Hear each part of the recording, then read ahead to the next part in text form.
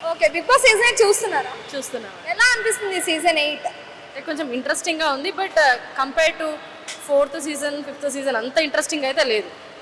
Normal. అంటే అందరూ అంటున్నారు బిగ్ బాస్ 7 వరకు అయితే బాగుంది, 8 అనేది అంత ఇంట్రెస్టింగ్ లేదా? మీరు ఇంట్రెస్టింగ్ ఉందనిపిస్తుందా? అదే చెప్తున్నాను కదా, 4th సీజన్ 5th సీజన్ చాలా బాగుండే. ఆ తర్వాత సీజన్ నార్మల్గానే ఉంది.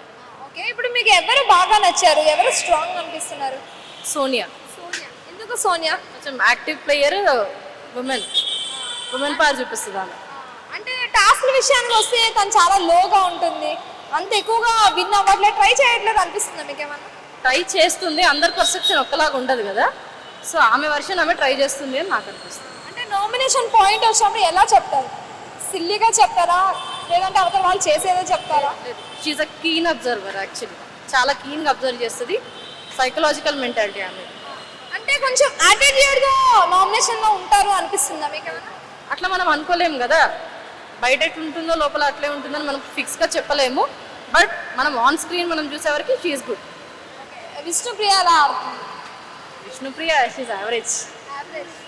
అంటే బయట యాంకరింగ్ మనం చూసుకుంటే చాలా బాగుండి, బయట ఎక్స్పెక్ట్ చేసినంత లోపల లేదని నాకు అనిపిస్తుంది. ఎగ్జాక్ట్లీ అందరూ అదే అంటున్నారు. మీరు ఇంకా తను ఇంప్రూవ్ అవ్వాలి గేమ్స్లో, టాస్క్లో అనుకుంటున్నారా? Vishnupriya all the best. Actually మంచి ప్లేయర్ అని అనుకున్నాను, బట్ సంవాట్ ఎక్కడనో తగ్గుతుందని అనిపిస్తుంది. ఎవరు జెన్యున్గా ఉన్నారు హౌస్మేట్స్లో? జెన్యున్గా నిఖిల్.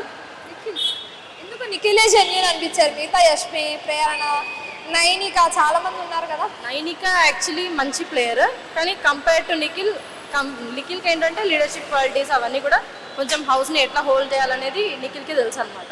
నిఖిల్ ఇప్పుడు 3 times చీఫ్ అయ్యారు కదా, సో అది రికార్డ్ బ్రేక్ ఏమైనా చేస్తారా బిగ్ బాస్ హౌస్లో? రికార్డ్ బ్రేక్ అంటే నైనికాకి ఛాన్సెస్ ఉన్నాయి కొంచెం. Nainika strong player. అంటే కంటిన్యూస్గా 3 weeks చీఫ్ ఏమైనా అయ్యే ఛాన్సెస్ ఉన్నాయా? నిఖిలే అంతే, నిఖిల్ ఎవరు బీట్ చేయలేదు. నిఖిల్ మించేది లేదంట. లేదు.